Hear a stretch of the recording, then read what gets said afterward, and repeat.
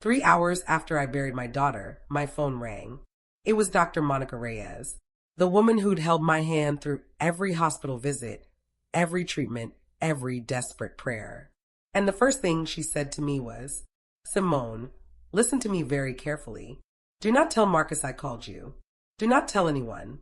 Meet me at my office tomorrow morning at 6. Come alone. And Simone, bring nothing that can be tracked." Then she hung up. I stood there in my sister's kitchen in Atlanta, still wearing my funeral dress, holding a phone that suddenly felt like a bomb. My husband was in the living room accepting condolences. My mother was upstairs sobbing. And my doctor, the woman who fought to save my baby girl for 18 months, just told me to come to a secret meeting and not tell my husband. Before I go any further, I need you to do something for me. Comment below what city you're watching from. And if you can feel where this is going, hit that like button and subscribe because you're going to want to see how this ends. Trust me. My name is Simone Caldwell. I'm 41 years old. I'm a senior analyst at a cybersecurity firm here in Atlanta, which means I spend my days tracking digital threats, identifying patterns, catching people who think they're too smart to get caught. But I never saw this coming. Let me take you back. Back before that phone call. Back before the funeral. Back to when I still believed my life was blessed. 2 years ago, my daughter Destiny was diagnosed with acute lymphoblastic leukemia. She was 7 years old. Smart as a whip, loved to read, wanted to be a veterinarian. She just lost her first tooth and was so proud of that gap in her smile. The diagnosis came on a Tuesday. I remember because Tuesdays were our ice cream days. Instead of mint chocolate chip, we got a hospital room and a doctor telling us our baby had cancer. Marcus, my husband of 12 years, he held me while I broke. I'm talking ugly crying, the kind where you can't breathe, where your body just shuts down. He was my rock. Told me we were going to fight this together. Told me Destiny was strong. Told me God had us. We did everything right. I read every medical journal. Joined every support group. We got her into Emory's pediatric oncology unit, one of the best in the country. And our doctor, Dr. Monica Reyes, she was a godsend. Published researcher, 20 years of experience, known for her aggressive treatment protocols that save kids other doctors had given up on. She looked me in the eye on day one and said, "I'm going to fight for your daughter like she's my own." And I believed her. Marcus was there for every appointment, every chemo session. He'd take off work. He's a pharmaceutical sales rep, makes good money, and he'd sit with Destiny for hours, reading to her, making her laugh even when she was so sick she could barely lift her head. Our insurance was solid. Blue Cross Blue Shield, premium plan through my job. We were covered. The treatments were brutal, but we could afford them. We were lucky. We knew we were lucky. Destiny responded well at first. Her counts improved. Dr. Reyes was optimistic. We started planning her 8th birthday party. Princess theme. She wanted everything purple. But then month 14 hit and everything changed. Her counts dropped. The cancer came back aggressive. Dr. Reyes recommended a new clinical trial. Experimental, but promising. She said Destiny was a perfect candidate. Said she'd personally oversee everything. I remember Marcus holding my hand in that office, both of us crying, and Dr. Reyes saying, "Trust me, we're not giving up on her." The trial was intense. New medications, more frequent hospital stays. Destiny started saying strange things. One night, she woke up from a nap and looked at me with these tired eyes and said, "Mama, why does Daddy always talk to Dr. Reyes in the hallway without you?" I laughed it off, told her Daddy was probably just asking doctor questions, trying to understand her treatment better. But she just stared at me. "They talk about money, Mama." I heard them. I should have listened. God, I should have listened. But I was drowning. I was working full-time to keep our insurance. I was managing Destiny's care. I was trying to hold my marriage together under the weight of grief. I was fighting to stay sane. I didn't see the pattern. I didn't see the looks. I didn't see my husband stepping out to take calls he never used to take. I didn't see Dr. Reyes always suggesting the most expensive treatments. I didn't see my daughter slipping away while the two people I trusted most got closer and closer. Destiny died on a Thursday morning, April 18th, 6:47 a.m. Marcus was holding one hand. I was holding the other. Dr. Reyes was in the room. Destiny opened her eyes one last time, looked at me and whispered, "I love you, Mama. I'm sorry. Why was my baby apologizing to me?" The funeral was beautiful. Painful, but beautiful. Purple everywhere, just like she wanted. Over 300 people came. My colleagues from work, Marcus's family, church members. Dr. Reyes even came, stood in the back, cried quietly. After, everyone gathered at my sister Renee's house. I couldn't go back to our place yet. Couldn't face Destiny's empty room. So I was in Renee's kitchen, staring at a casserole someone brought, trying to remember how to breathe. That's when my phone rang.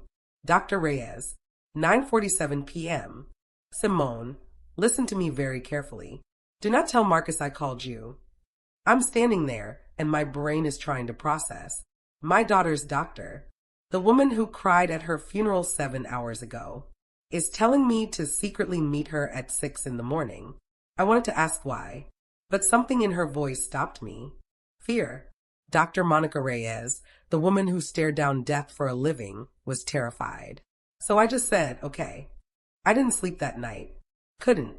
Marcus held me, whispered that we'd get through this, that time would heal. And I laid there thinking about that phone call. About Destiny saying they talked about money. About red flags I'd been too exhausted to see. At 5:30 a.m., I told Marcus I needed to drive. Needed to clear my head. He understood. Kissed my forehead. Told me he loved me. I drove to Dr. Reyes's office in Midtown. It was barely light out. The parking lot was empty except for her car. And one other. A black Mercedes S-Class. Marcus's car. My husband was already there. I sat in my car for 5 full minutes, trying to make sense of it. Maybe she called him too. Maybe this was an intervention. Some kind of grief counseling. But she'd said come alone. She'd said don't tell Marcus. So why the hell was he already inside? I should have left. Should have called the police. Should have done literally anything else. But I was angry and confused and so tired of not understanding what was happening in my own life. So I walked in. The office was dark except for the light coming from the conference room. I could hear voices. Marcus and Dr. Reyes. Not yelling. Not angry. Just talking. Low and urgent. I pushed the door open. They both froze. Marcus was standing behind Dr. Reyes's desk. She was sitting down, but her body language was all wrong. Stiff. Scared. Simone. Marcus's voice was smooth. Concerned. Baby, what are you doing here? Dr. Reyes wouldn't look at me. She called me, I said. Told me to come. Alone. Something flickered across Marcus's face. Anger, maybe. Or calculation. Monica, he said softly. What did you do? And that's when I knew. The way he said her first name. The familiarity. The ownership. Dr. Reyes finally looked at me. Her eyes were red. I'm sorry, Simone. I'm so sorry. I tried to. Shut up, Marcus said. Not loud. Not angry. Just cold. A voice I'd never heard from him before. I looked at my husband. This man I'd known for 14 years. This man I'd built a life with. This man who'd held our daughter as she died. What is this? My voice was shaking. What the hell is this? Marcus sighed. Like I was a problem. Like I was an inconvenience. You weren't supposed to know, he said. Monica was supposed to keep her mouth shut. But I guess grief makes people stupid. Dr. Reyes stood up. Marcus, please. This has gone too far. That little girl is dead, he snapped. And we have $2.3 million reasons to move forward. So sit down and remember what you agreed to. The room tilted. $2.3 million. What are you talking about? I whispered. Marcus smiled. Not his real smile. Something else. Something cruel. The life insurance policy, baby. The one I took out on Destiny 18 months ago. The one that pays out for death during experimental treatment. Double indemnity if the treatment was doctor recommended. My legs gave out. I grabbed the doorframe. You insured our daughter? I insured our dying daughter, he corrected. There's a difference. She was going to die anyway, Simone. This way, her death means something. It secures our future. I couldn't breathe. Couldn't think. Monica helped, he continued.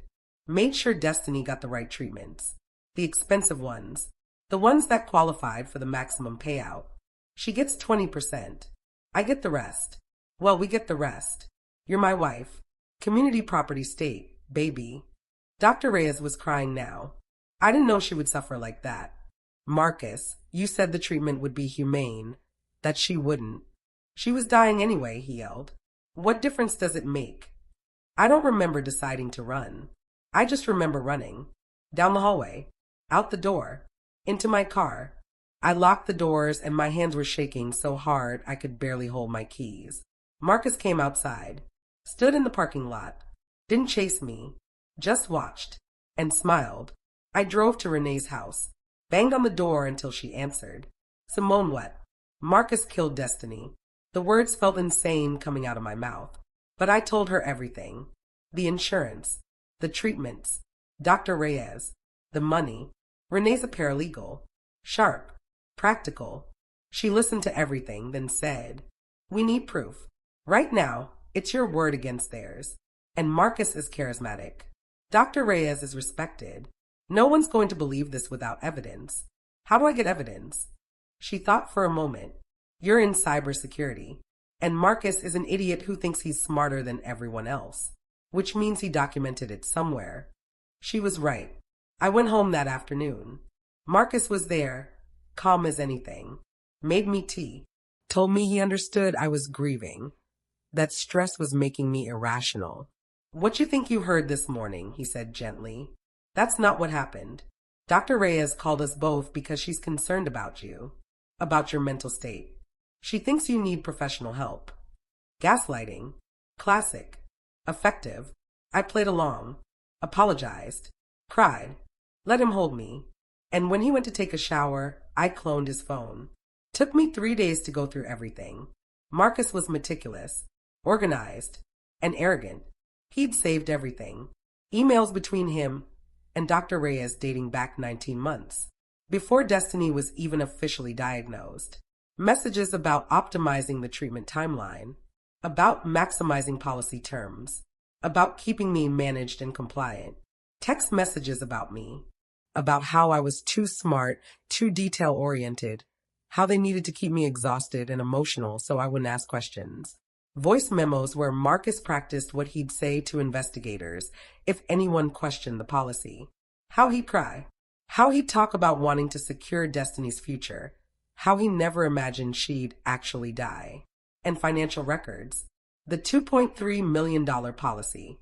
Yes, but also smaller policies. One on me for $500,000. One on him for $750,000. But here's the thing that made my blood run cold. A draft email Marcus never sent. Written to Dr. Reyes. Once the Destiny payout clears and Simone signs the death certificate paperwork, we move on to phase 2. Her depression should make the accident believable. Medication interaction, maybe. Something clean. Give it 6 months. He was planning to kill me too. I couldn't go to the police yet. Marcus was friends with half the precinct through his pharmaceutical sales. He'd donated to the fraternal order. He'd know before I walked out of the station. I needed someone Marcus didn't know. Someone with specialized skills. I called my colleague from work. Darnell Price. Former FBI cybercrimes unit, now working private sector like me. We'd collaborated on cases but never socialized outside work. I met him at a coffee shop in Decatur and showed him everything. He didn't say anything for a long time. Just read. Then he looked up at me with this cold anger in his eyes and said, We're going to bury him. Legally. Publicly. Completely. Darnell had connections I didn't. He reached out to a friend at the Georgia Bureau of Investigation. Got us an off-books meeting. Showed them the evidence. The agent's name was Sharon Briggs. Black woman, maybe 50, with eyes that had seen everything. She looked at the messages. The insurance documents. The draft email. This is enough for search warrants, she said. But there's a problem. Dr. Reyes. If we move now, she'll lawyer up immediately. She'll claim Marcus manipulated her, coerced her. She'll cut a deal and testify against him. But he'll get a good defense attorney who'll argue she's the mastermind and he's the grieving father she exploited. We need her confession on record. Uncoached. Undeniable. How? I asked. Darnell smiled. Not a happy smile. A predatory one. You're going to do what you do best, Simone. You're going to hack them. But not their computers. Their egos. The plan was risky. Possibly illegal. Definitely dangerous. But I was way past caring. First, I needed to isolate Dr. Reyes. Make her desperate. I created a fake email account mimicking the Georgia Medical Board. Sent her an official-looking notice that they'd received an anonymous complaint about inappropriate billing practices related to Destiny Caldwell's treatment. That an audit was scheduled for the following week. She panicked.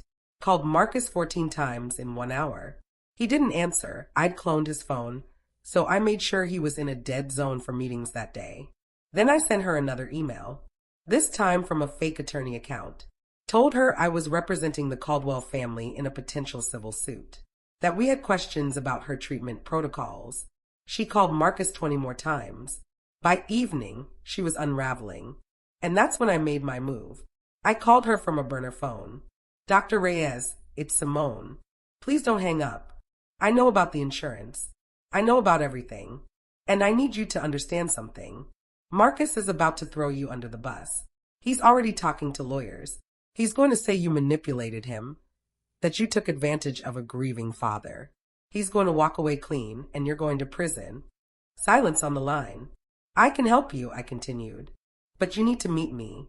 Bring everything. Every email, every message, every piece of documentation. We tell the truth together, or he destroys us both separately. She was crying now. He said this was foolproof. He said no one would ever know.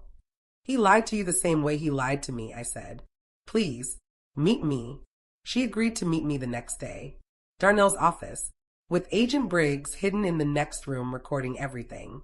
But Marcus was a different problem. He was smarter, more controlled. We needed him to confess on his own. And the only way to do that was to make him feel untouchable. 2 weeks later, I played the grieving widow. Let Marcus comfort me. Signed whatever papers he put in front of me. Acted like I'd had a breakdown that morning in the office and didn't remember anything clearly. He believed it. Why wouldn't he? He'd been conditioning me to doubt myself for 19 months. The insurance payout came through. $2.3 million, just like he said. Marcus transferred Dr. Reyes's cut immediately. Kept the rest in our joint account. He was happy, relieved. Started talking about our future. Maybe we'd travel. Maybe we'd try for another baby. I smiled and nodded and wanted to vomit. Dr. Reyes, meanwhile, had given Agent Briggs everything. Full confession. All the documentation. Marcus's messages, the financial arrangements, everything. But Briggs needed more. She needed Marcus to admit it himself. On camera. Undeniably. So we planned an event. I told Marcus I wanted to hold a memorial fundraiser for Destiny. Partner with the Leukemia and Lymphoma Society.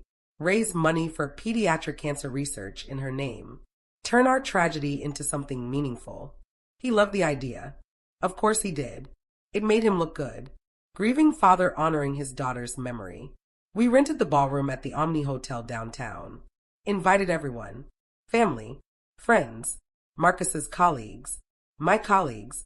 Hospital staff. Dr. Reyes. Local media. Even a few city council members. 200 people showed up. I gave a speech. Talked about Destiny. About her strength. About the doctors and nurses who fought for her. I thanked Dr. Reyes personally. Invited her up on stage. Thanked Marcus for being my rock. People cried. They hugged us. They donated.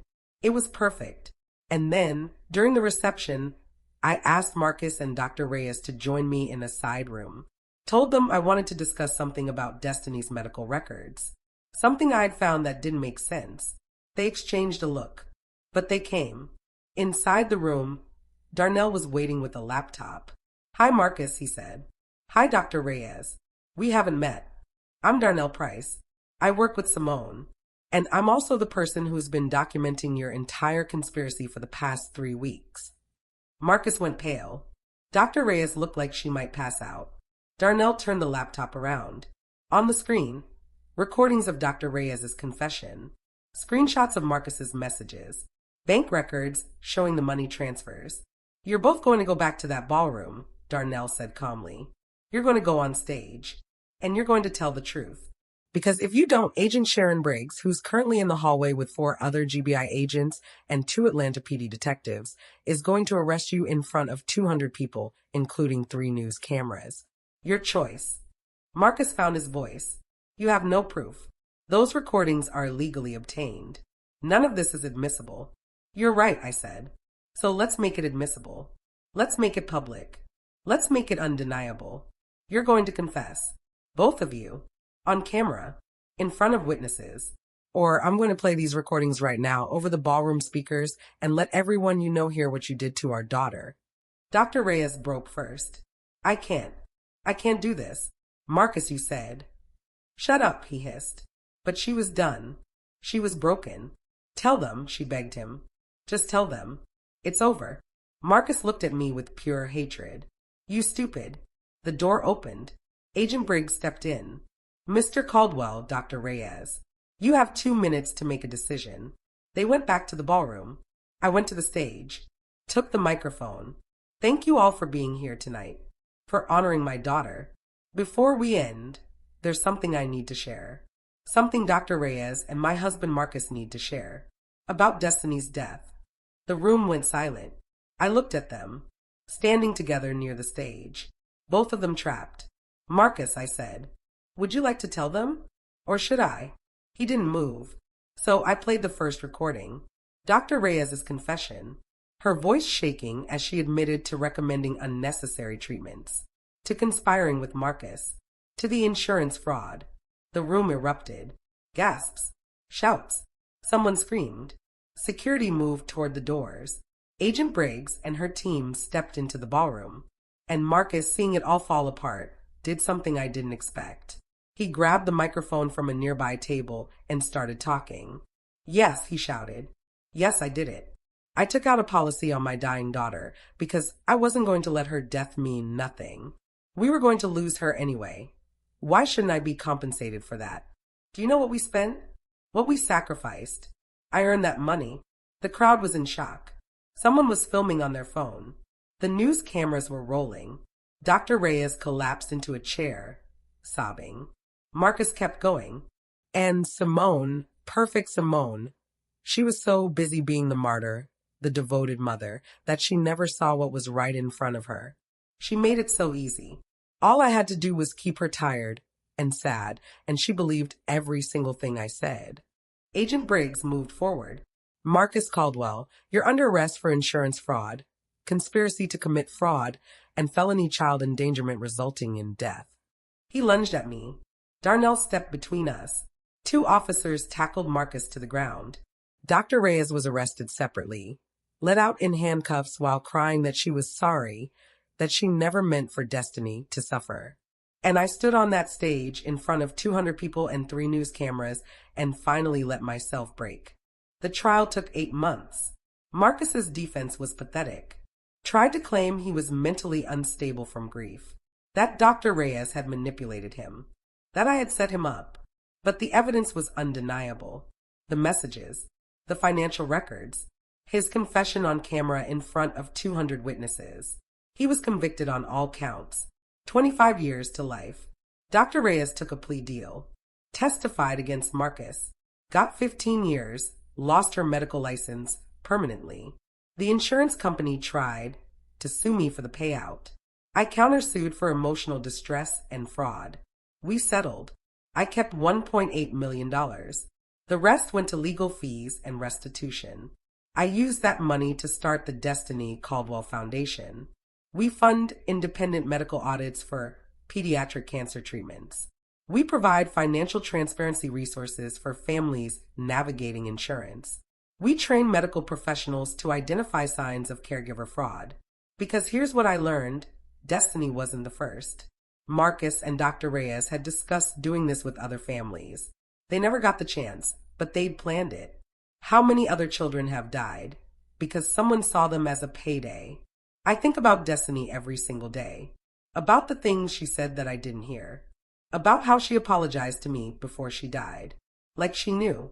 Like somehow in her beautiful, brave, 8-year-old heart, she knew something was wrong and she was sorry she couldn't protect me. But she did protect me because she gave me that last clue, that last whisper of truth that made me question everything. My baby saved my life. If you made it this far, thank you for listening. Thank you for bearing witness to Destiny's story. If you're in a situation where something feels wrong, even if you can't explain it, even if everyone tells you you're being paranoid, trust yourself. Trust your gut. I didn't, and I almost died for it. Comment below what city you're watching from. Tell me your story if you need to. This community is here for you. Hit that like button. Subscribe if you haven't. This channel is about truth, about justice, about making sure people like Marcus and Dr. Reyes don't win. And if this story moved you, if it made you feel something, consider sending a super thanks. Every dollar goes to the Destiny Caldwell Foundation, goes to protecting other children, other families. My daughter's life meant something.